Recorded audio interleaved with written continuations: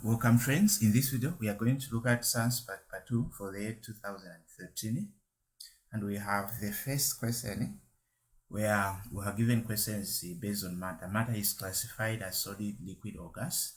State two physical properties of each of the following. So the first one, we have solid. So if we are to draw the simple structure of a solid, and we know how the particles, which is the atoms, are arranged. The atoms are closely packed, and because the atoms are closely packed, regardless of where the solid is placed, the volume is constant, is always the same. So we'll say they have fixed volume. Then the second one is they have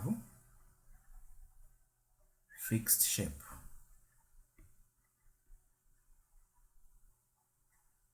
Okay, so now for the second one, which is a liquid, the difference is that in liquid there are at least more spaces than in solids.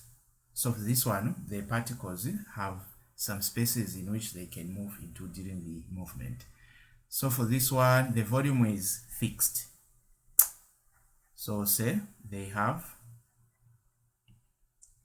fixed volume.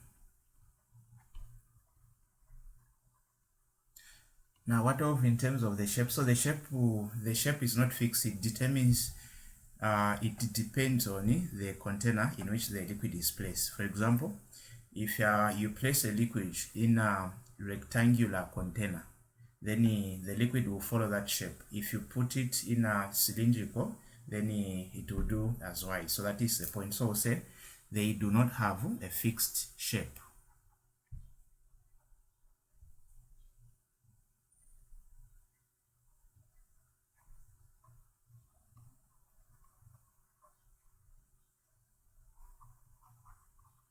Then for the gas, under the gas here, we have to know that the first one, they do not have fixed volume.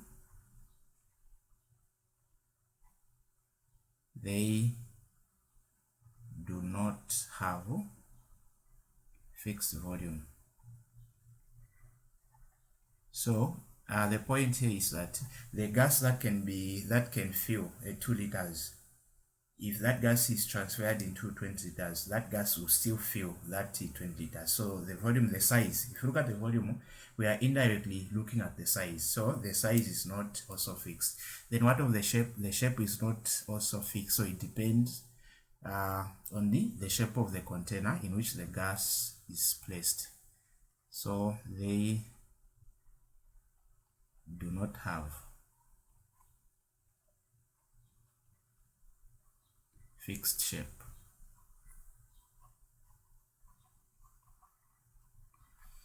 Okay, we move on to question 2. So we are told two miscible liquids with boiling point of 78 degrees Celsius and 100 degrees Celsius were accidentally mixed.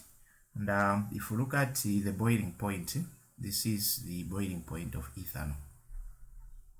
Then here, this is the boiling point of pure water. Now, the word miscible, it means these two liquids. If these two liquids were accidental, if you mix these two, they will just form a uniform solution. So you won't be able to see which one is water, which one is ethanol. So they will give us a uniform solution. Now, what happens in a case where we have miscible liquids that have completely mixed? So now, how can we separate? So the separation technique that we can use to separate ethanol from pure water, or to separate two liquids with different boiling point, I mean, the separation technique would depend on the boiling point. So question A, name the process which can be used to separate the mixture. So as long as we are looking at two miscible liquids having different boiling points, the method is fraction distillation.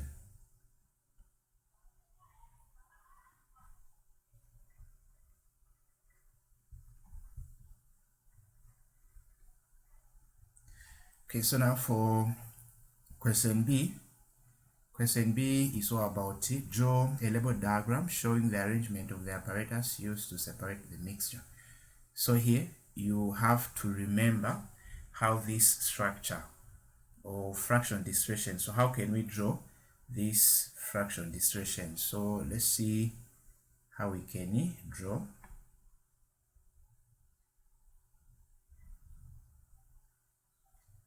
So this simply means that as you are making or as you are starting, please make sure you start the structures as well, because sometimes you may be asked to determine or to draw the structure. So I'm trying my level best.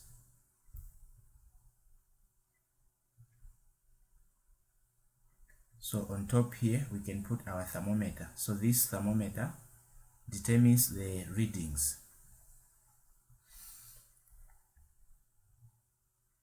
Then here we have a wire gauge.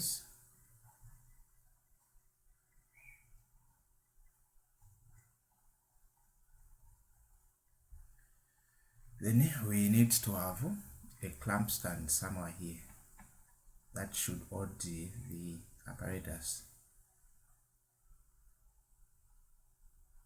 But if you encounter a question like this one during your exams, please make sure you use a rule so that you may have something that is good.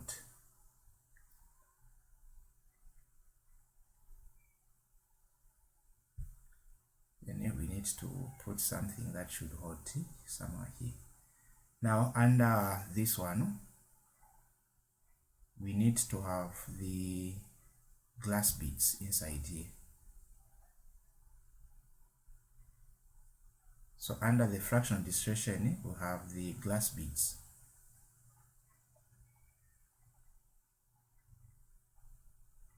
Then from there, what else are we supposed to? Let's put our Bunsen burner somewhere here.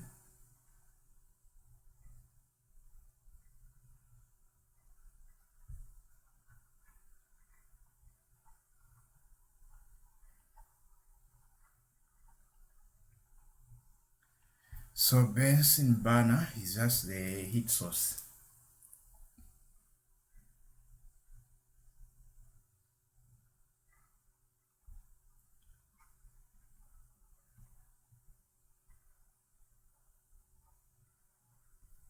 So we have our thermometer.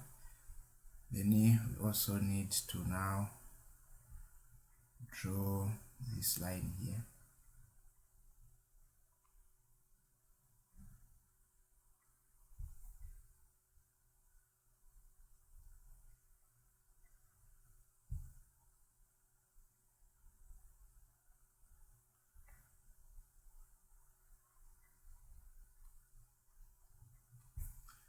So somewhere here we have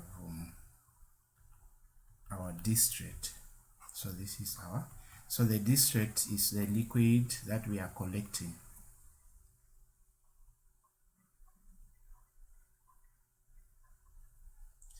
Then we need to have the Liebig condenser.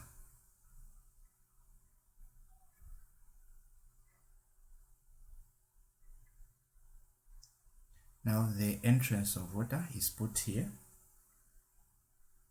So say cold water in. Then here, this is our hot water, our outlet. Then we have our condenser.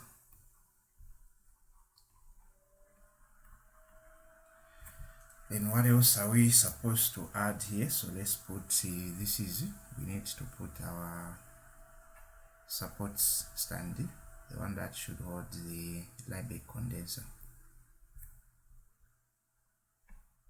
So say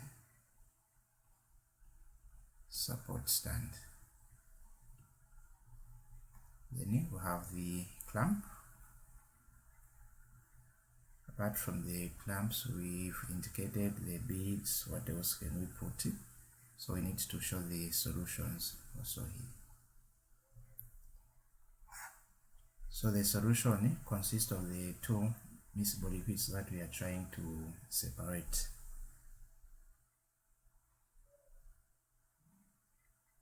So we need another clamp that should hold the wire gauge.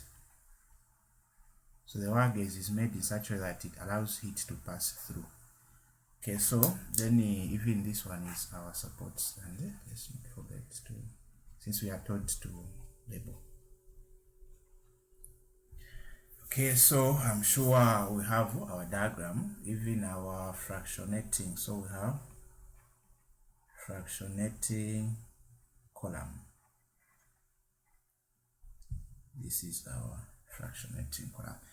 So depends with the textbook that you are using, but this is what I know. At least if you have this, you'll be able to get the marks if the question comes to draw a fraction distillation process. So now the other thing that you are supposed to do here is you need to know the functions of each part here, because sometimes you may be given this structure, then maybe the question comes, what is the importance of condenser? What is the importance of, why do we need a Bunsen burner? Why do we need a wire gauge? Maybe glass beads, fractionating column. So you need to look at the function. Okay, so at least so this is the structure that we are expected to have in mind. Now let's move on to questions. See, explain how you can obtain hydrated sodium sulfate. So hydrated salt is a salt that contains water molecules. So hydrated sodium sulfate crystals from an aqueous solution of sodium sulfate. So the first thing that you are supposed to do, you need to heat. So heat the solution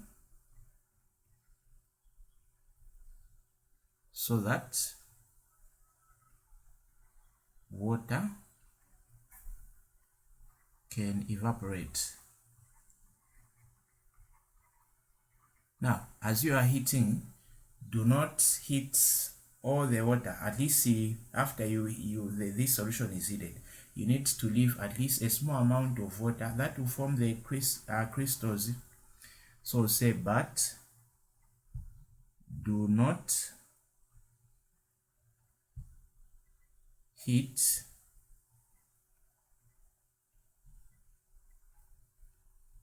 all the water molecules. So that's the thing that you're supposed to do. So there should be some water molecules that remains. Then these water molecules will make sure that it forms the crystals.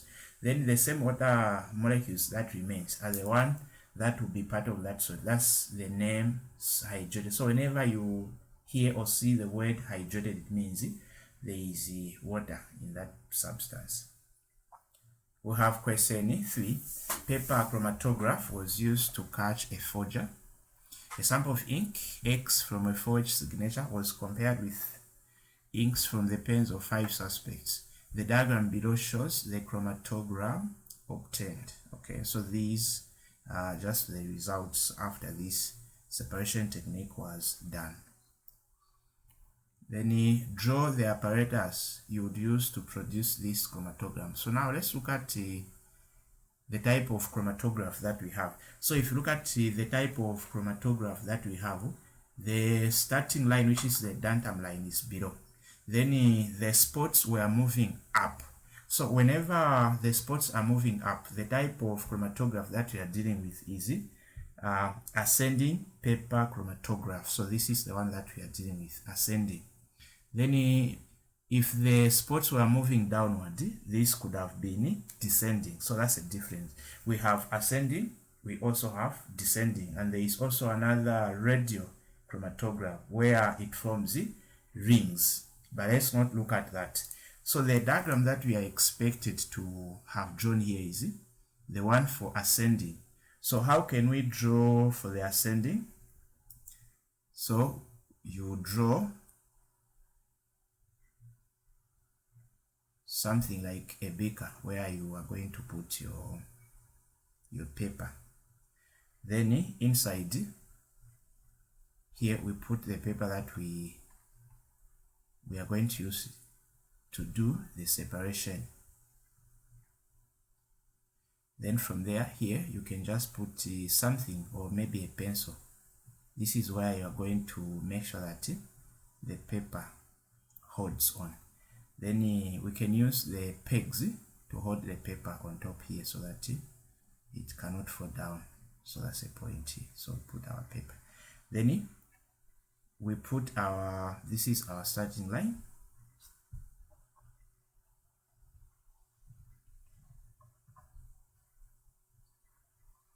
Then from this we can put the spots that we are trying to separate here. Then below, let's put water. Here we have water.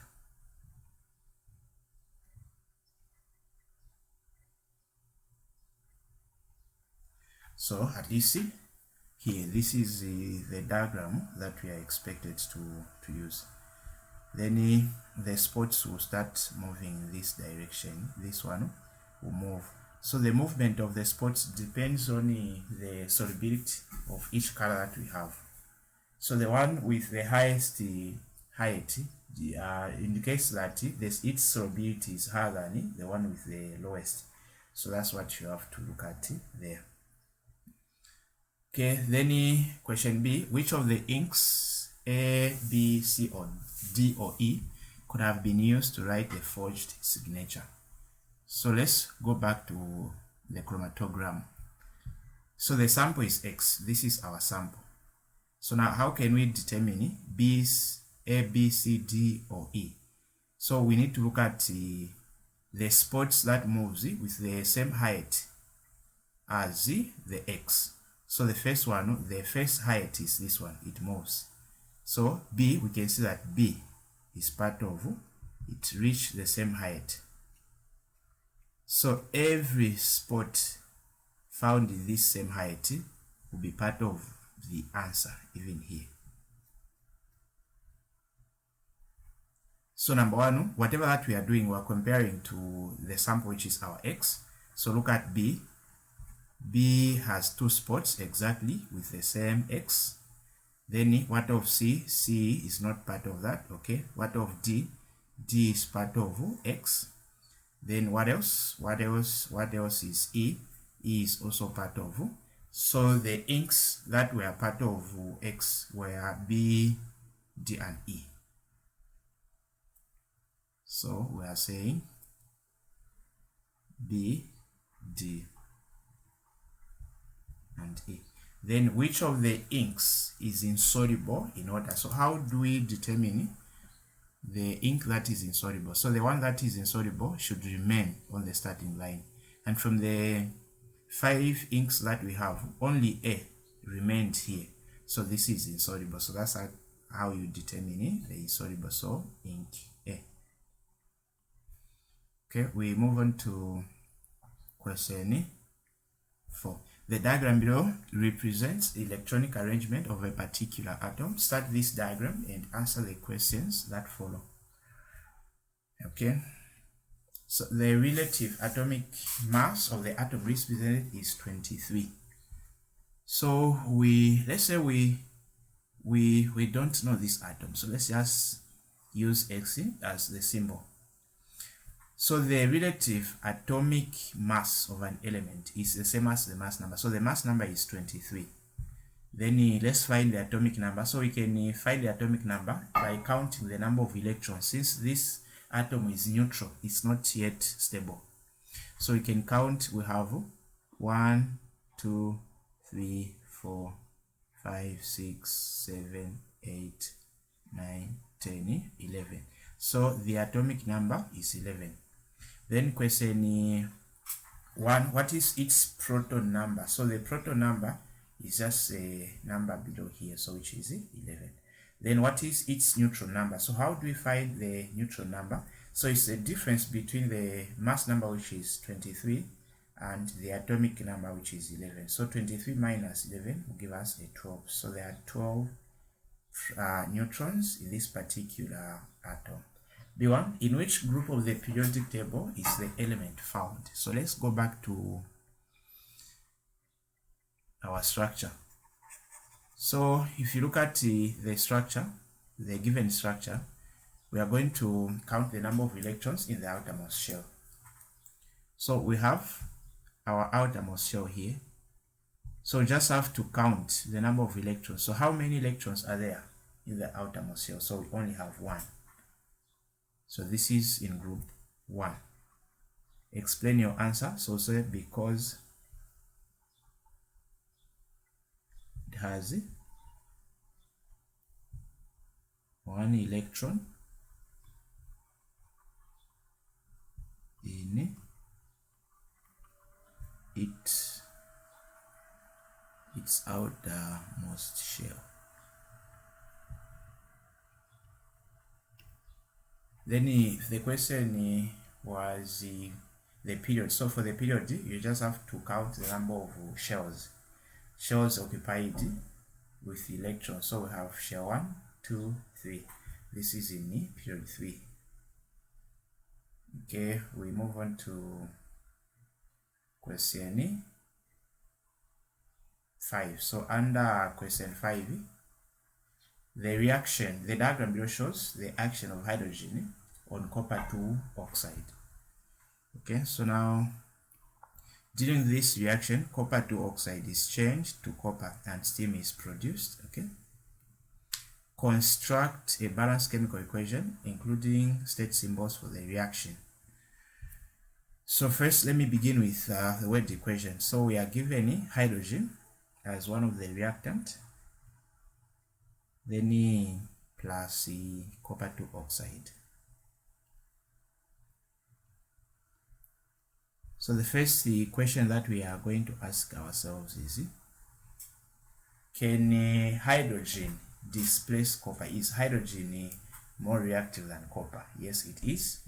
So the copper will be displaced, and because of that displacement, then here we are going to form copper plus then the hydrogen will react with oxide, which is oxygen, and this will give us hydrogen oxide, commonly known as water. So we have steam. Now we are going to use the term steam since we are given this. So let's use now our chemical equation. So hydrogen, the atomic, plus copper 2 oxide. Since we have been given this number, it means the valence for copper is 2, then the oxygen is 2. So these two cancel. So copper 2 oxide has a chemical formula like this one. Then we have copper solid plus steam. Steam is just water in gaseous state. Then we are told to balance. Is this equation balanced? So we are like that our equation is balanced because we have 2 atoms of hydrogen on the reactant and 2 atoms of hydrogen on the product. 1 atom of oxygen, 1 atom of oxygen, 1 atom of copper, 1 atom of copper. So this equation is balanced. So remember, it is a single displacement because one element was displaced. So single displacement. Then question B, in this reaction, state the oxidizing agent. So whenever we are mentioned, we are told about the oxidizing agents, it means we are dealing with the redox reaction. So under a redox reaction, there is reduction and what? And oxidation.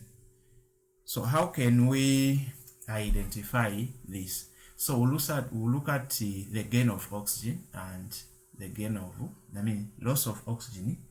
So hydrogen gained oxygen. That's why it changed to hydrogen oxide. The chemical name for water is hydrogen oxide. So hydrogen changed from hydrogen to hydrogen oxide. So I want to use the chemical name instead of water so that you see the pattern. So hydrogen gained oxygen. What of copper? Copper, the opposite happened. Copper had oxide before, but after this reaction, copper lost oxygen. It became copper. So now for us to summarize, The one that gained oxygen is what? Oxidized. Then the one that lost oxygen is said to be reduced. So whenever you identify which one was oxidized and which one was reduced, you'll be able to identify the oxidizing agent. So the substance which was reduced was oxidizing agent. So the answer is copper 2 oxide. Why are we saying this is our oxidizing agent? Because it is because of this. It's because of copper 2 oxide, hydrogen was oxidized. It caused hydrogen to be oxidized. Then since hydrogen was oxidized, hydrogen is a reducing agent because it made copper to be reduced. So that's a picture here. Then question C, describe the color change that occurs on the copper 2 oxide as the reaction progressed. So the first one, we know that we have copper oxide. So the color of copper oxide is black. So say the black color of copper 2 oxide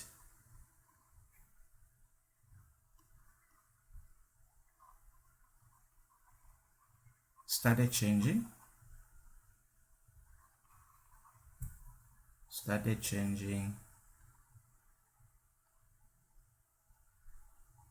from black to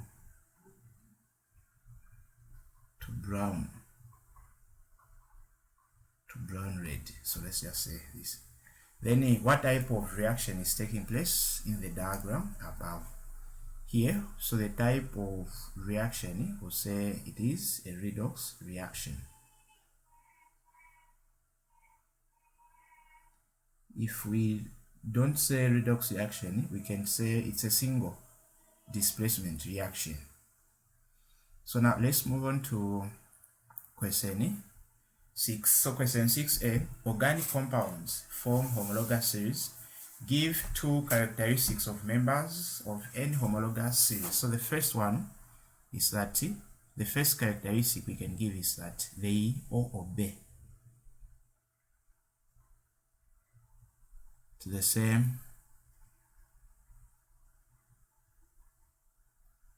general formula.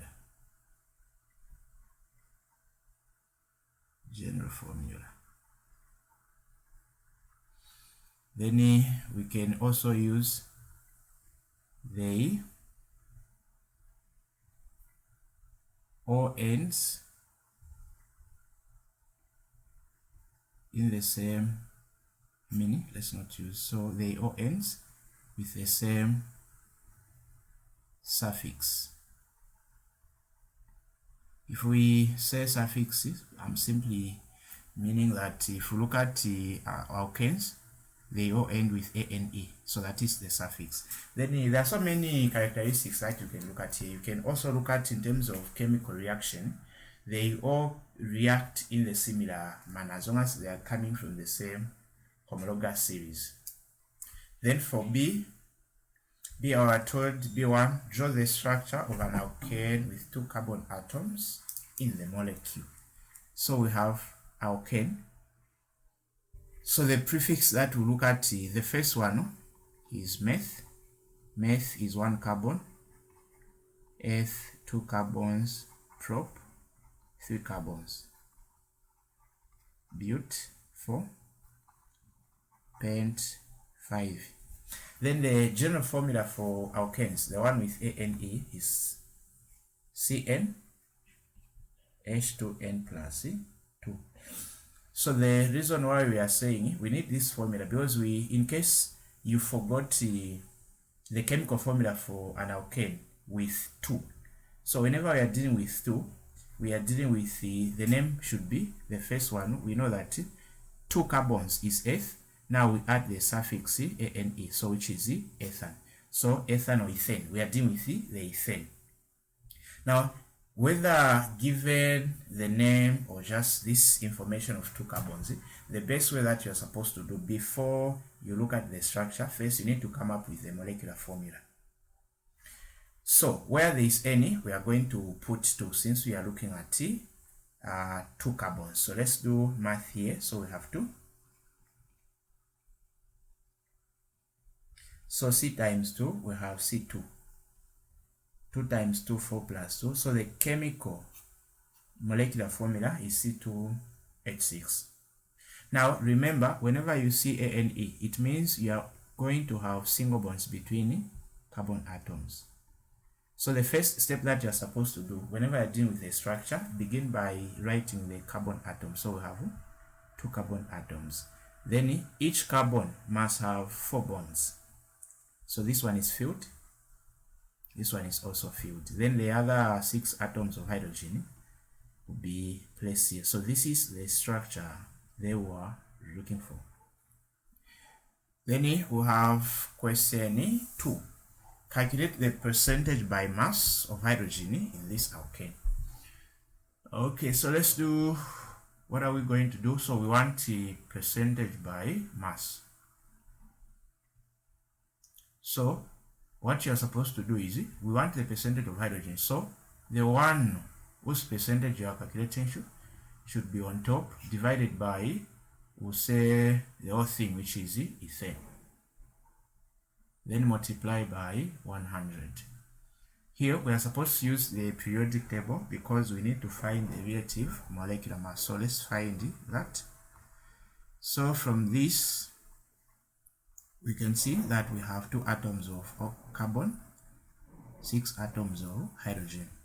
So if we replace by the mass numbers, we get 12 times 2, we have 24, plus here we have 6, which is our total is 30. So the relative molecular mass is the number that you are supposed to put on the denominator part. So we put our 30. Then since we are finding the percentage by mass of this hydrogen, so what is the relative atomic mass of hydrogen? Since we have 6 atoms of hydrogen, so we count, we replace 1, which is the mass number, times 6. So on top we get 6 multiplied by 100%. So we can cancel this, we cancel this. 3 here is 1, 3 here is 2. 2 times 10. So the final answer is, there is 20% of hydrogen by mass in this. Move on to question 7. Oxygen and nitrogen are the major gases present in the clean air. Other gases which are present in the clean air are in small quantities, include carbon dioxide and argon.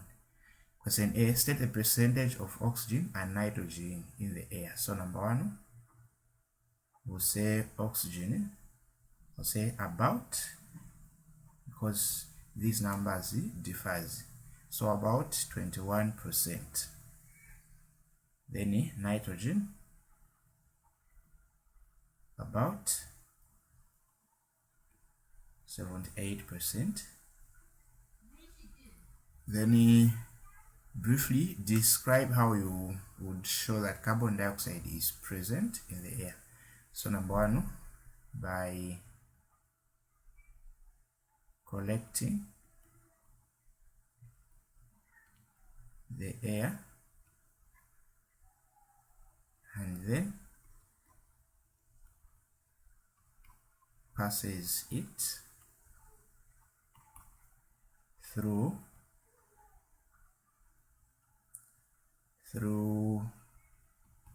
lime water. So and passes through it. So whenever you pass a gas that has carbon dioxide through lime water, then if that lime water, which is changes into a milky, then it shows that there is a presence of carbon dioxide in that substance. So that's what we are supposed to do.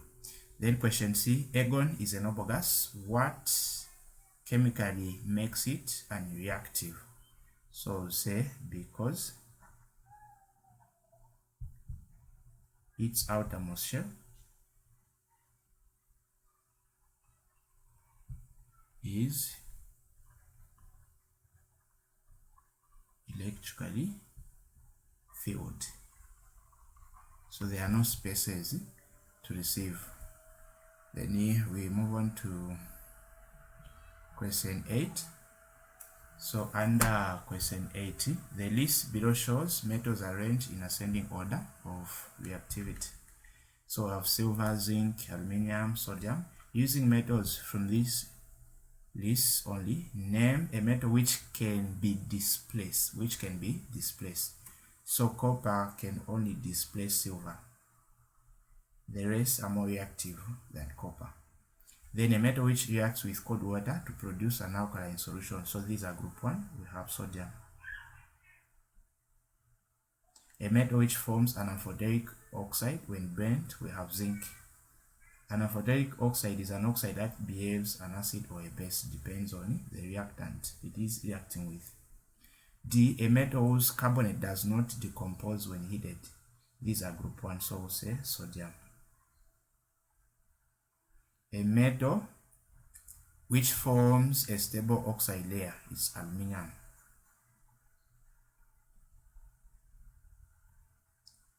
Then for the last question, write a balanced chemical equation for the reaction between sodium and water. So we have sodium solid plus water. So this will give us sodium hydroxide, since then in aqueous, plus hydrogen